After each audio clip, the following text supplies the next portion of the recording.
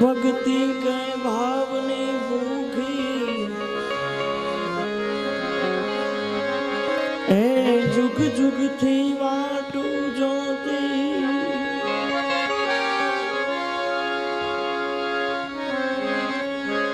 जोता जोता अमने मળી ગયા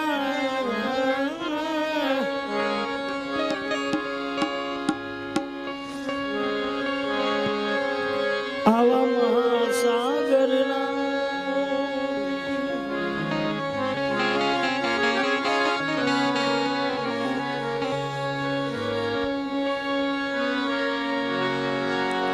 ભક્તિ દિલાવર દેશ की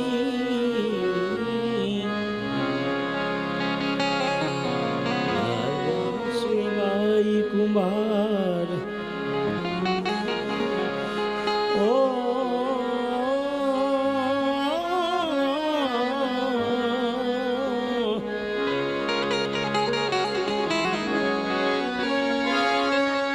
भक्ति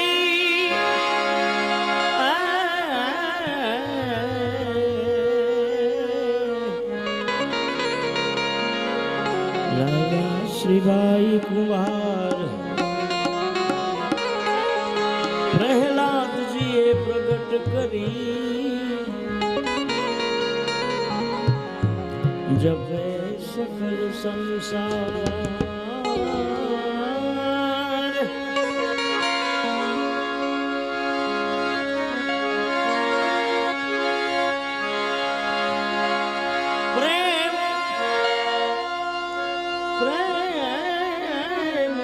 पावो नहीं भले हुनर करो हजार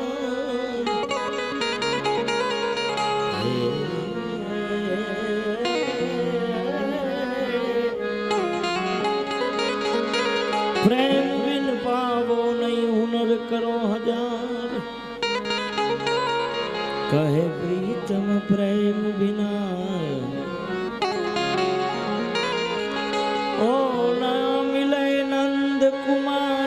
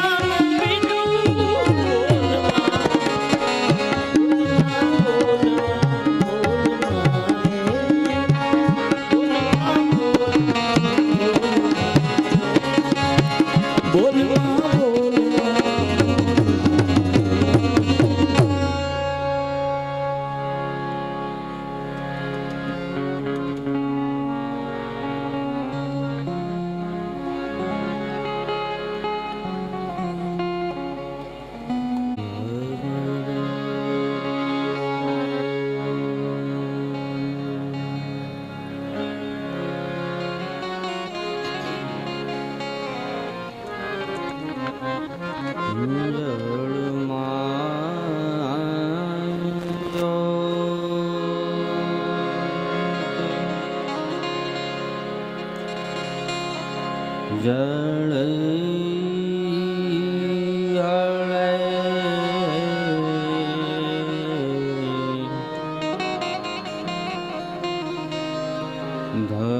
ધમકે ગુગળ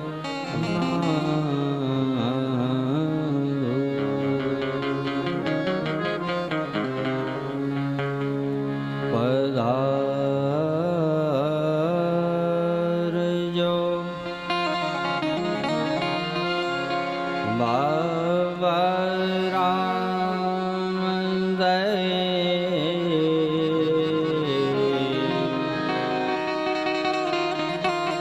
ત્રણ ભુવનના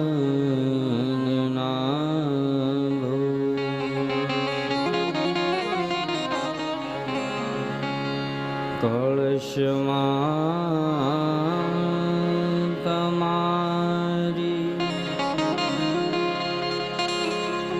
કળા વિરાજે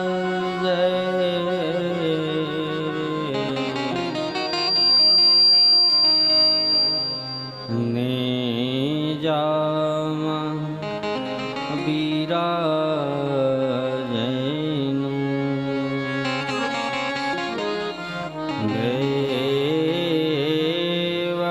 દેવળમાં હરી પોતે બિરાજે શ્રી નકળંગ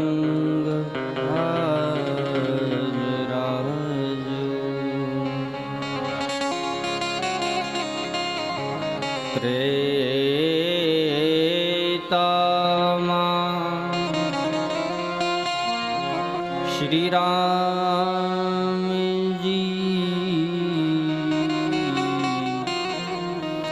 દ્વાપર કૃષ્ણ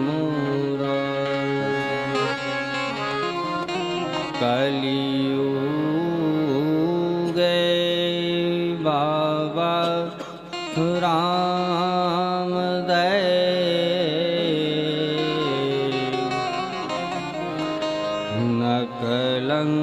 નકલંકી અવતાર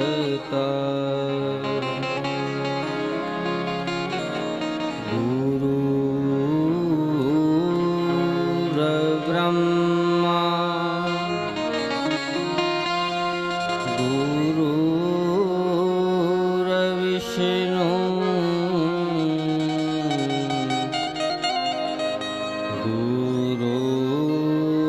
ગુરુર્દેવ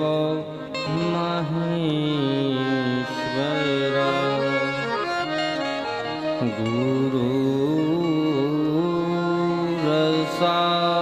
ગુરુર્સાક્ષાત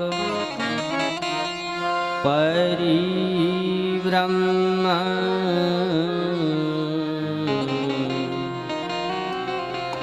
તસ્મૈ શ્રી ગુરુવે નમઃ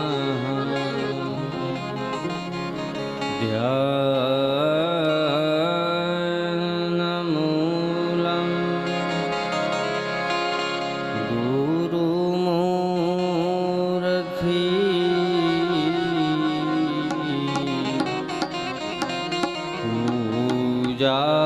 પૂજામૂલં ગુરુપદ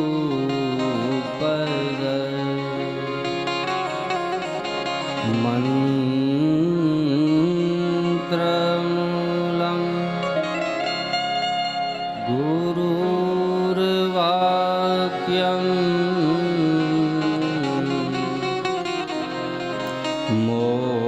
મોક્ષમૂલં ગુરુકૃપા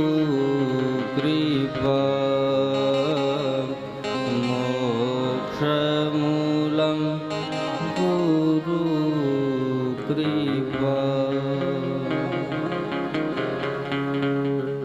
બોલો શ્રી રામ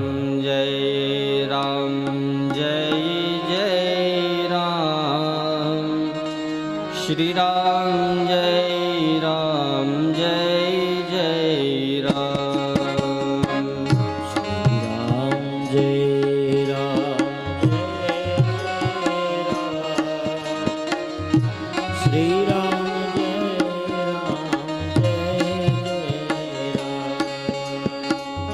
श्री राम जय राम जय जय राम। श्री राम जय राम जय जय राम। श्री राम जय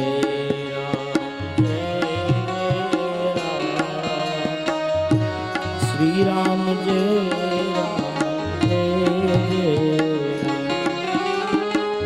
श्री राम जय राम जय जय राम। श्री राम जय राम जय जय राम। श्री राम जय राम जय जय राम। श्री राम जय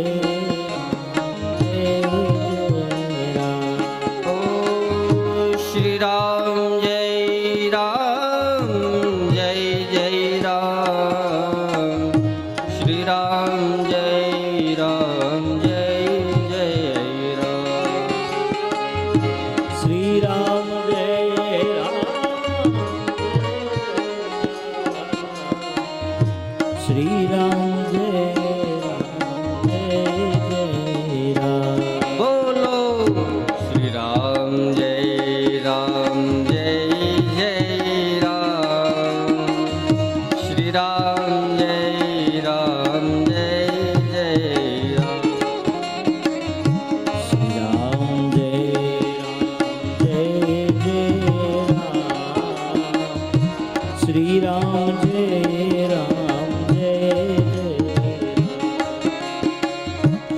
राम जय राम जय जय राम। श्री राम जय राम जय जय राम। श्री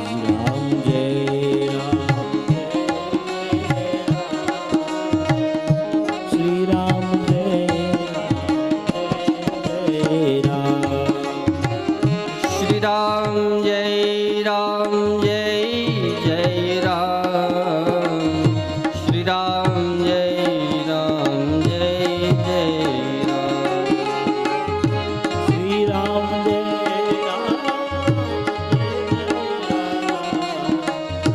श्री राम बोलो श्री राम जय राम जय जय राम। श्री राम जय राम जय जय राम। श्री राम जय श्री राम जय जय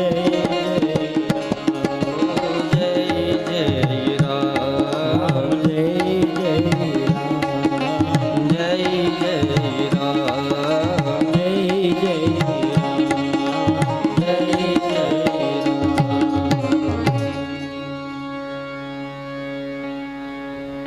बोलिए बाबा रामदेव जी महाराज की जय। द्वारिकाधीश की जय रामचंद्र भगवान की जय।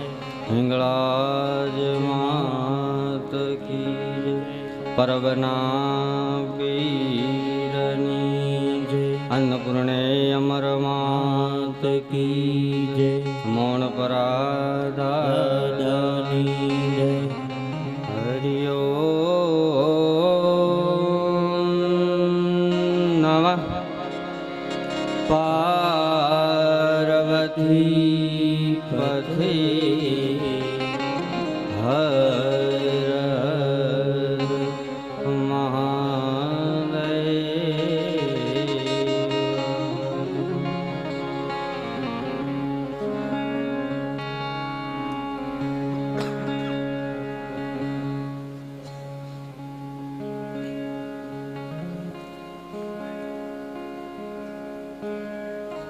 હીરપરા પરિવાર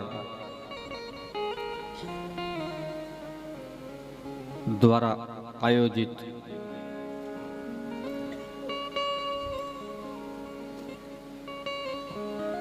શ્રી રામદેવ કથાની અંદર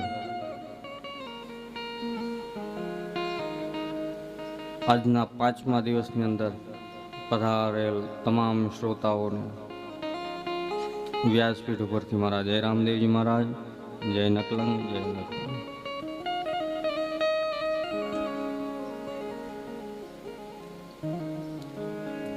ગઈકાલની કથા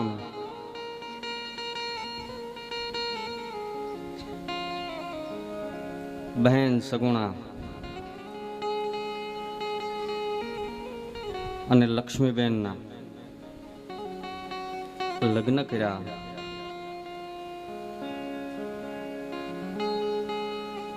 મહારાજ અજમલજી અને મેણાદેવ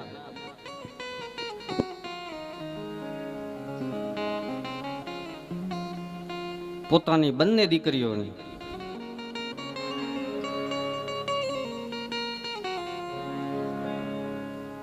સુંદર મજાના કરિયાવરો ભેટ કર્યા.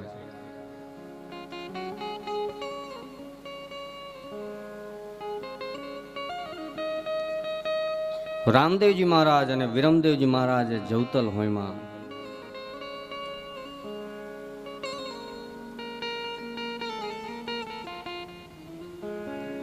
કદાચ તમે બધા રામા મંડળ જોયેલું હશે, એટલે કદાચ એમાં શંકા કુશંકા થાય કે રામદેવજી મહારાજના જન્મ પહેલા સગુણાબેનના લગ્ન થાય.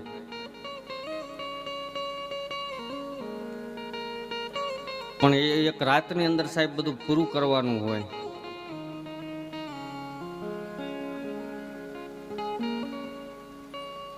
એટલે મૂળ સત્ય વાતની કદાચ ખબર ન હોય અને એટલા માટે થઈને કદાચ એની રીતે બતાવી દેતા હોય. બાકી રામદેવ કથાની અંદર સંતો અને મહાપુરુષો ની હયાતીમાં એમ કહે છે કે સ્વયં રામદેવજી મહારાજે જવતલ હોયમાં હતા. ભગવાનનો જન્મ થયો તો એ પ્રથમ આરતી બંને બહેનોએ ઉતારી હતી. પચ્છમ ધરામાં પીરજી પ્રગટિયા, ઘર જ મલ અવતાર લિયો, લાસાબાઈ સુગણાબાઈ ઉતારે હરીને આવે.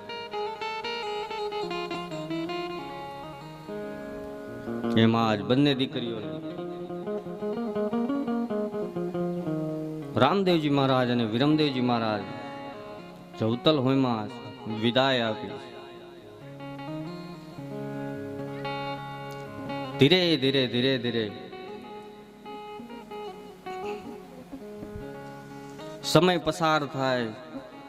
રામદેવજી મહારાજ અનેકવિધ બાલ લીલાઓ કરે.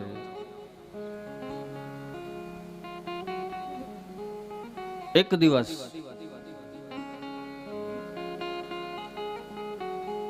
ભગવાન પોકરણથી, જે અત્યારનું સમાધિ સ્થાન છે જેને આપણે રામદેવરા કહીએ,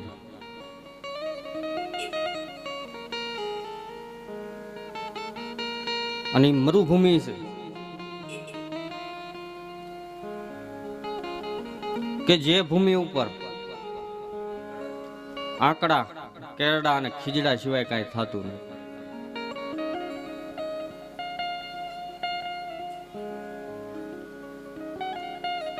અને ઈ ભૂમિમાં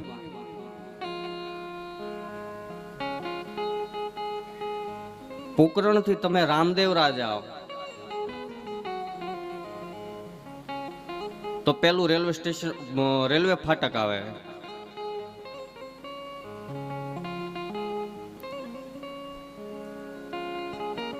અને એ રેલવે ફાટક આવે ને, રેલવે ફાટકની પાસે અહીંથી જાતા તમારા જમણા હાથ ઉપર એક ગામનો રસ્તો પડે છે.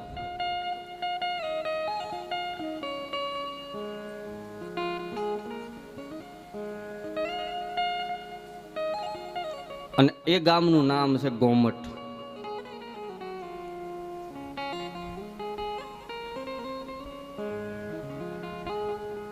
અને ત્યાંના રાજા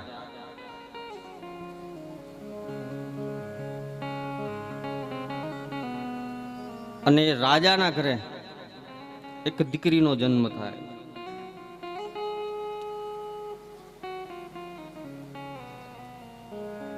પેલા રજવાડા સમયમાં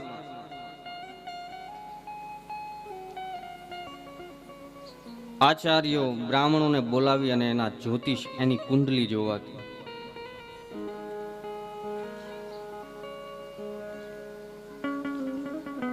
અને એના જ્યોતિષ જોવાના.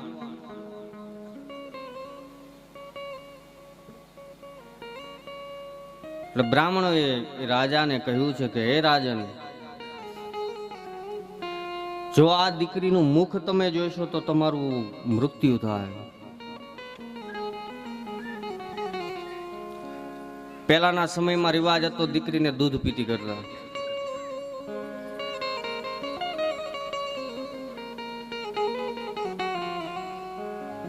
એટલે કે મારી નાખ.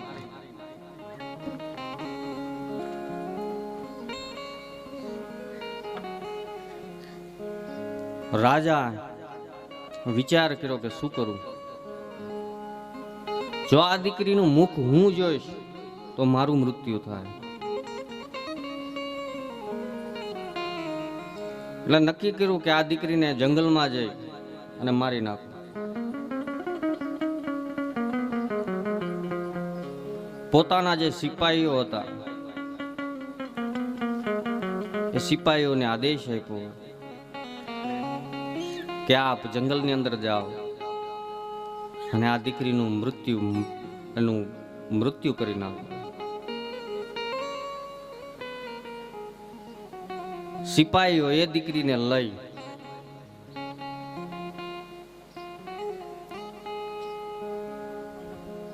પોકરણ અને એક ગોમટ ગામનો જે ઇલાકો છે, જે જંગલ વિસ્તાર છે, રણ પ્રદેશ, એની અંદર આવે.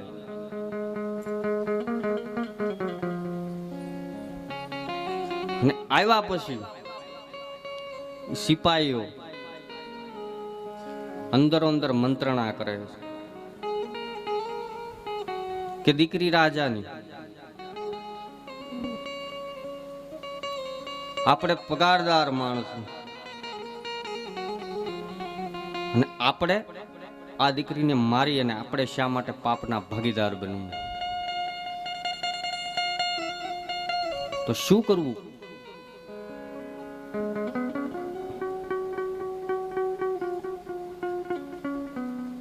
એટલે સૈનિકોએ એક જોડી બનાવી.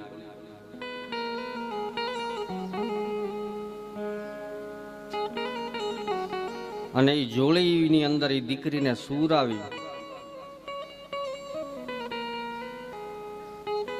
અને એક વૃક્ષની ડાળીની સાથે બાંધી દીધી, ટીંગાડી દીધી.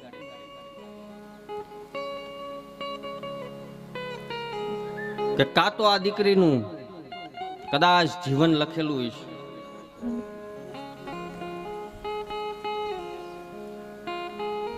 તો એ કોઈને મળી જશે, અને કદાચ એનું મૃત્યુ નિશ્ચિત હશે તો કોઈ જનાવર ને ખાઈ જાય. પણ આપણે આ દીકરીને મારી અને પાપના ભાગીદાર નથી. રાજા પૂછે તો કહી દઈશું કે હા, અમે એનું કામ જે કરવાનું હતું એ બધું કાર્ય પરિપૂર્ણ કરી પાડ્યું. એ દીકરીને જોડીમાં સૂર આવી અને એક ડાળની, વૃક્ષની ડાળની સાથે ટીંગાડી દીધી.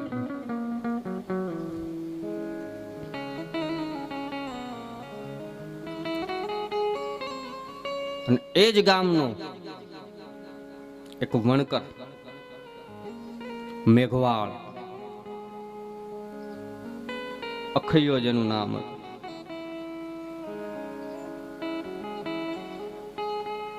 જે ભક્ત કોટીનો જીવાત્મા હતો સાહેબ, જેની માથે સદગુરુ બાળીનાથ બાબાના 4 હાથનો સાયો હતો, જે મહાધર્મનો અધિકારી હતો,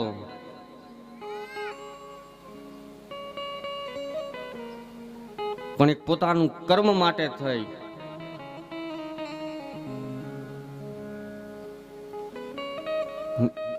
ઈ અખૈયો આવળ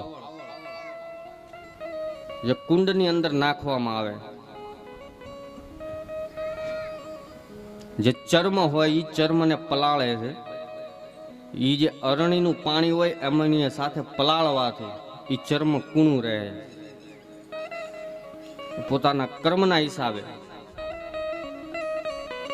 અખૈયો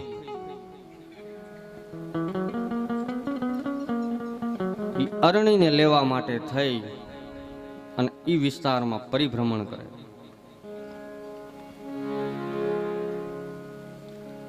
અને એમાં એક દીકરીના રડવાનો અવાજ સાંભળે.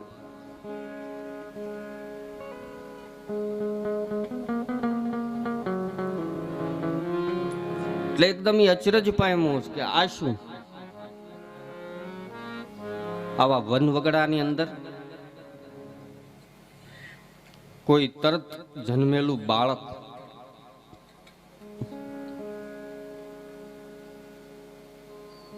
અને એ રડે છે. તેણે આજુબાજુ બધે તપાસ કરી પણ મળ્યું નહીં. પણ જેમ રડવાની જેમ દિશાની અંદર એને કાન લગાવ્યા, ધ્યાનથી એને સાંભળ્યું કે ક્યાંથી આ રડવાનો અવાજ આવે.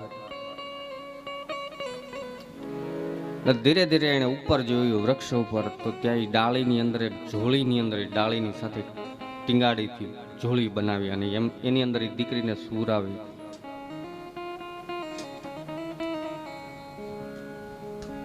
બનવા સંજોગ સાથે એ અખૈયાને પણ સંતાન નથી. જોજો સાહેબ, આખી લીલા છે આ.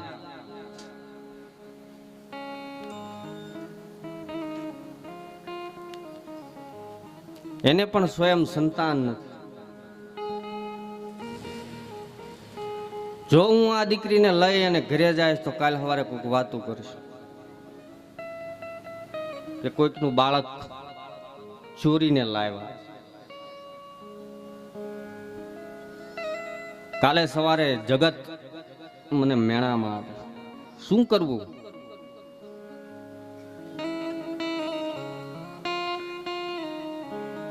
વિચારમાં ડૂબેલા ભીતરથી સદગુરુ મહારાજને યાદ કરે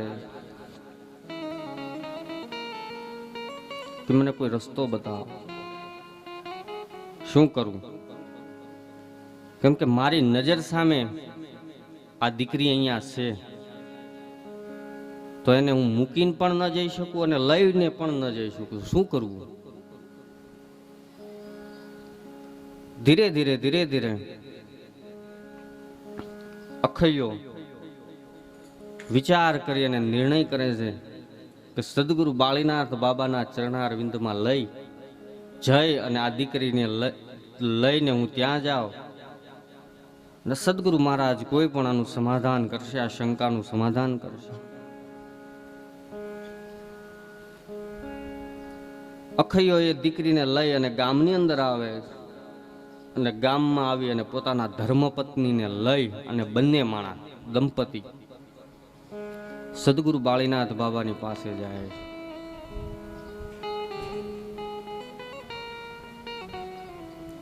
સદગુરુ બાળીનાથ બાબાના ચરણારવિંદમાં દંડવત પ્રણામ કરી અને કહે છે કે હે બાબા,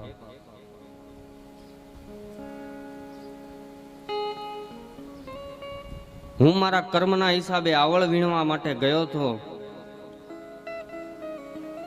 અને જંગલની અંદરથી એક વૃક્ષની ડાળી માંથી આ મને દીકરી મળી. આ કોણ છે એ મને ખબર નથી.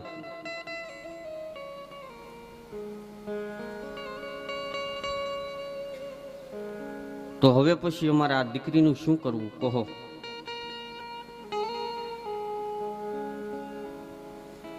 અખૈયાના ધર્મપત્ની જીદ કરે કે આપણને દીકરી જડી છે એક વૃક્ષની ડાળી ઉપરથી, તો આપણે દીકરીને મોટી કરી. પણ અખૈયો ના પાડે કે આપણે એમ એ દીકરીને આપણા ઘરે ન લઈ જઈ શકીએ.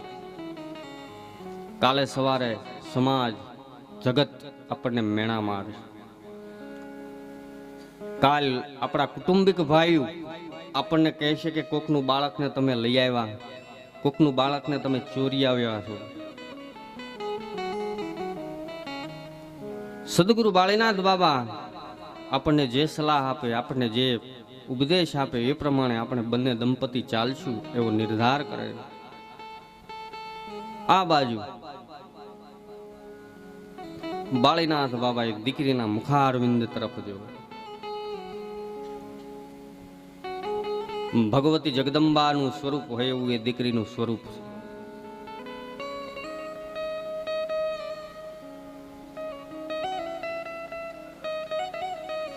બાળીનાથ બાબા એ દીકરીને પોતાના ખોળાની અંદર લે,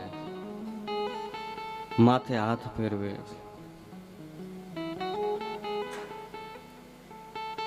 હાથ ફેરવા પછી એ દીકરીના નાભી ઉપર પોતાનો કાન રાખે અને જેવો નાભી ઉપર કાન રાખ્યો ત્યાં સાહેબ ઓમકારનો પ્રણવ મંત્ર ચાલુ છે. નાદ બ્રહ્મ જેને કહેવામાં આવે.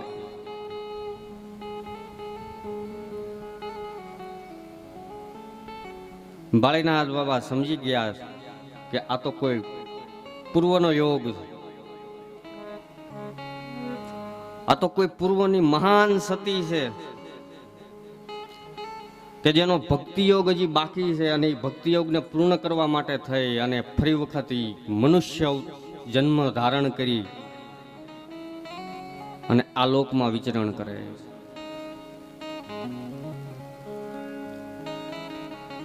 બાળકનો જ્યારે સાહેબ જન્મ થાય, જોજો યાદ રાખજો, મૂળ કથા હશે. કદાચ ભાઈઓને ન ખબર હોય, બહેનોને ખબર હોય. જ્યારે બાળકનો જન્મ થાય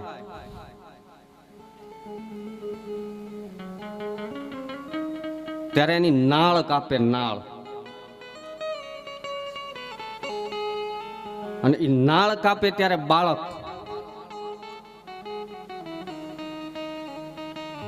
ઉકાર, મકાર અને કા ઓમકાર, આ પ્રથમ બાળકના મુખમાંથી આ ત્રણ શબ્દો પ્રગટ થાય. ગમે કા હું એમ બોલે, કા ઓ એમ બોલે, કા મ એમ બોલે. નિરીક્ષણ કરજો, ધ્યાન રાખજો. અને ત્રણેયનો બન્યો છે ઓમકાર, જેને આપણે મૂળ પ્રાણાયામની ક્રિયા કહીએ છીએ, જેને આપણે યોગની ક્રિયા કહીએ.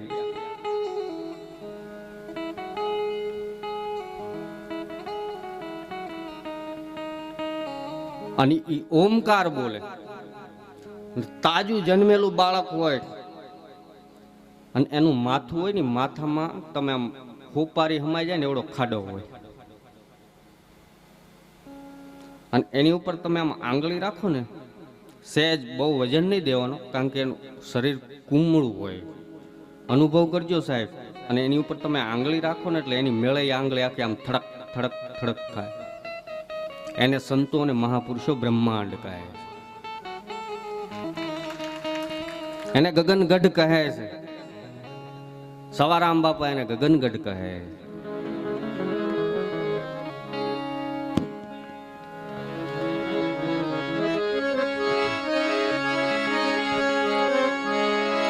ગગન રમવાને હાલો,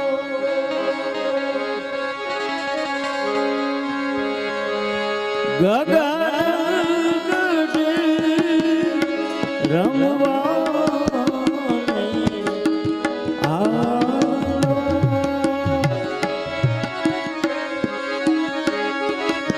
નિરાશી પદમાં તમે માનો, નિરાશી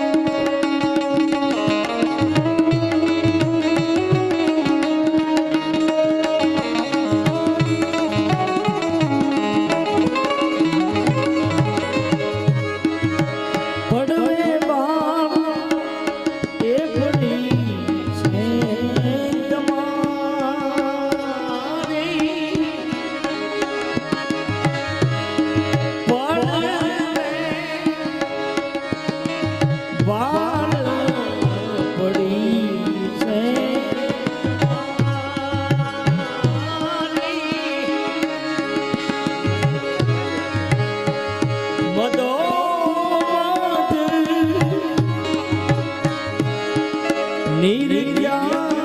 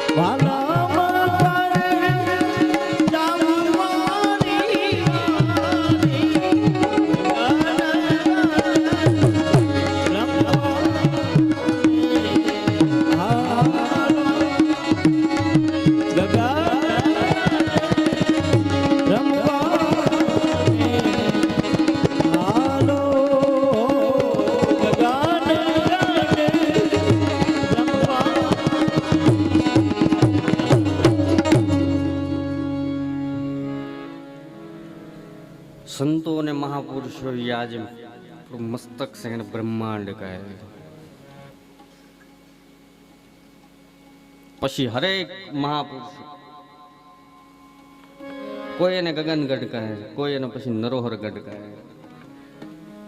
પછી કોઈ એને સાકેત ધામ કહે, પછી કોઈ એને ગૌલોક ધામ કહે, પછી કોઈ એને વૈકુંઠ ધામ કહે. બાકી મૂળ એ ઓમકાર.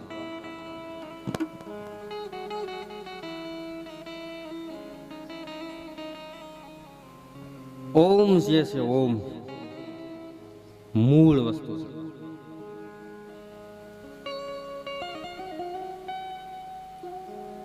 એની ઉપાસના, એની સાધના કરનાર પુરુષને અંદર પીરાય પ્રગટ થાય.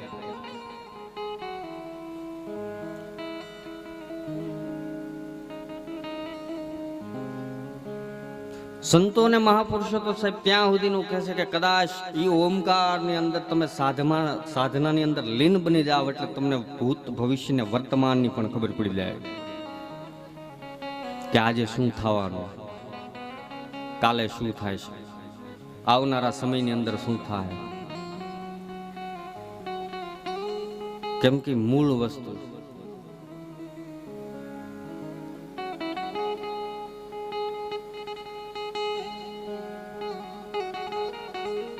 મૂળ મહેલમાં વસે ગુણેશા, ગુરુ ગમશે ગમ પાતા, ગુણપતિ દાતા. જે મૂળ મહેલ છે એ સાહેબ નાભી છે. કુંડલીની શક્તિ પડી છે.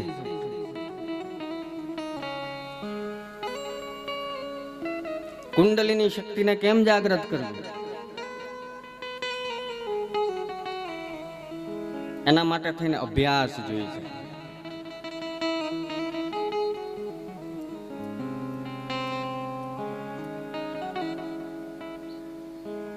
જેમ નાગણી નાગ આમ ગોળ ગોળ થઈને આમ ગુંડલું વળીને બેઠો હોય ને, આપણા ભીતરમાં આપણા નાભી કમળની અંદર આખું ગોળ ગોળ થઈને આખું ચક્ર પીડ્યું છે. અને એ ઉર્ધવમુખ છે.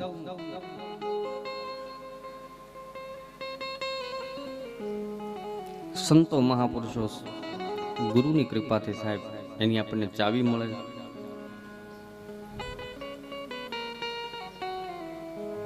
અને એના દ્વારા એ જે મુખ છે એને ઉલટાવો, જેને ભજન કહેવામાં આવે.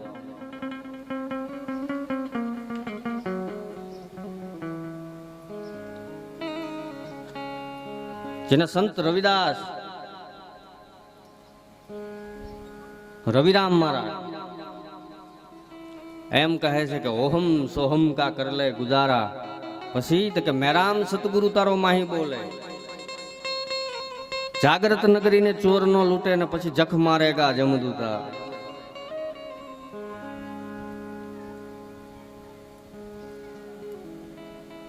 સાહેબી રણુકાર અખંડ ચેતન ચાલુ છે સાહેબ. તમે હાલતા બેસતા ખાતા પીતા સૂતા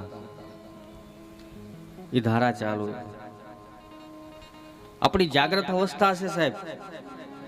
જ્યાં સુધી આપણે જાગીએ છીએ ને ત્યાં સુધી આપણને ખબર છે કે અમે આજ આ કાર્ય કર્યું, આજ આ કાર્ય કર્યું, આજ આ કાર્ય કર્યું. સૂઈ ગયા પછી જીવ ક્યાં જાય છે એ ગોતો.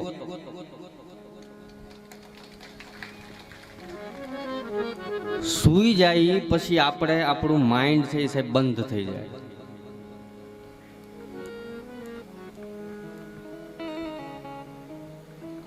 જીવ ક્યાં જાય છે? સૂઈ જાય પછી. બસ ઈ ગોતવા માટે થઈને આની ઉપાસના. રામદેવજી મહારાજ ઈ ધારા ઉપર હાલ્યા એટલે એને પીર કીધો. કેમ કે રામદેવજી મહારાજની આખી ધારા જે છે, જો કે રામદેવજી મહારાજે કોઈ ધારા કે કોઈ સંપ્રદાય કે કોઈ પોતાનો વાડો બનાવ્યો નથી સાહેબ, યાદ રાખજો. રામદેવજી મહારાજ મૂળ પરંપરા, જે ભગવાન શિવ અને શક્તિની જે ધારા, જેને સનાતન આપણે કહીએ,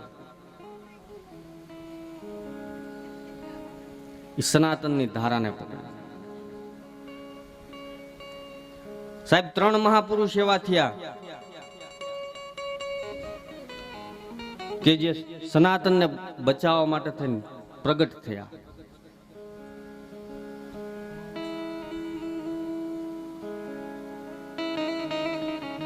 એમાં પ્રથમ રામદેવજી મહારાજ, બીજા નંબરે સંત શ્રી કબીર સાહેબ. કબીર સાહેબે પણ મૂળ ઘરની ઓળખાણ કરાવી છે. અને ત્રીજા ગુરુ ગોરખનાથ. આ 3 મહાપુરુષ સાહેબ જો ન હોત ને તો આખું હિન્દુ જે સંસ્કૃતિ છે ને એ આખી વિલુપ્ત થઈ ગઈ હોત. જે મૂળ ઘરની જે વાતું છે ને એ વાતું વહી ગયું હોત અને એની જગ્યાએ બધું વિધર્મી થઈ ગયું. ભક્ત બીજ પલટે નહીં, યુગ જાય અનંત, ઊંચ નીચ કરે અવતાર ધરે આખર સંતના. મારો કહેવાનો ભાવાર્થ કે મૂળ ઓમકાર. તમે કોઈ પણ મંત્ર લઈ લ્યો સાહેબ, તમે કોઈ ભગવતીનો મંત્ર લ્યો, તમે કોઈ પણ ભગવાનનો મંત્ર લ્યો, તો એની પહેલા જોડો તો ઓમ જ પડે.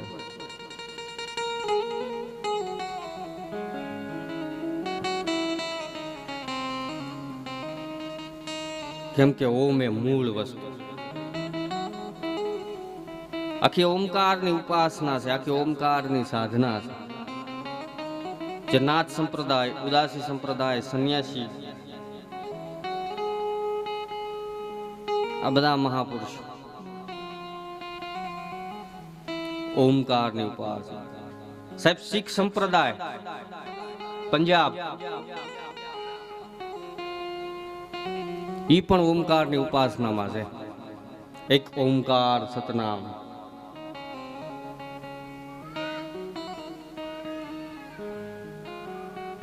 ઓમ વગર ક્યાંય થાવ હાલવાનું નથી.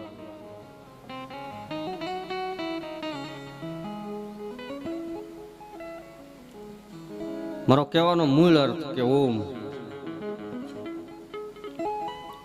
જેને નાદ બ્રહ્મ કીધું. નાદ, નાદ થાય આપણી અંદર નાદ ચાલુ છે. એ નાદ તમે હુઈ જાવ તોય ભલે, જમવા બેહો તોય ભલે, નાવા બેહો તોય ભલે, તમે કોઈ પણ કાર્ય કરતા હોય પણ નાદ બ્રહ્મ ચાલુ.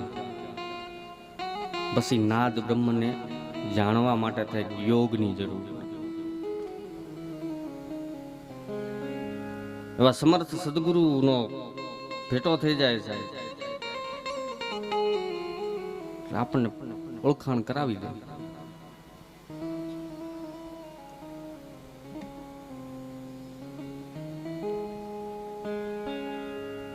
નાદ વગર કાંઈ હાલવાનું નથી. અને જેવો નાદ બ્રહ્મ થઈ ગયો, નાદ બ્રહ્મ જેવો પૂરો થઈ ગયો એટલે સાહેબ વાત પૂરી.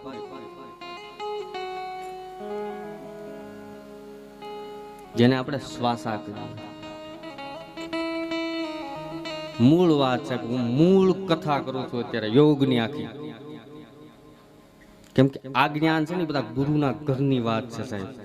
રામદેવજી મહારાજ સદગુરુ બાળીનાથ બાબાની પાસે બેહીના આખી યોગ ક્રિયાને જાણે. જેને નાડી જ્ઞાન કીધું, ગંગા સતી પાનબાઈ સાહેબ કાલ હવારમાં થયા સમઢિયાળામાં, એને વેદની વાત કરતી હતી. ઈંગલામાં રમવું, પિંગલામાં જમવું, સૂક્ષ્મણામાં કરવો અભ્યાસ, ને અભ્યાસ જાગ્યા પછી ભમવું નહીં પાનબાઈ, અને એકાંતે બેહીને લખને આરાધવા. સાહેબ જે વેદમાં કીધી વાત, જે ઉપનિષદોમાં વાત કીધી, એક ગામડાની અભણ સ્ત્રી સાહેબ, એ ક્યાંય કોલેજમાં નથી ગયા, એ ક્યાંક યુનિવર્સિટીની અંદર ભણવા નથી ગયા, પણ એના પદ ઉપર યુનિવર્સિટીની અંદર પીએચડી થાય છે. એના એક એક પદ ઉપર સાહેબ તમારે કથા કરવી હોય ને તો એક એક દિવસ કથા થાય, 9 દિવસની કથાઓ થાય. એટલું મૂળ વસ્તુ છે.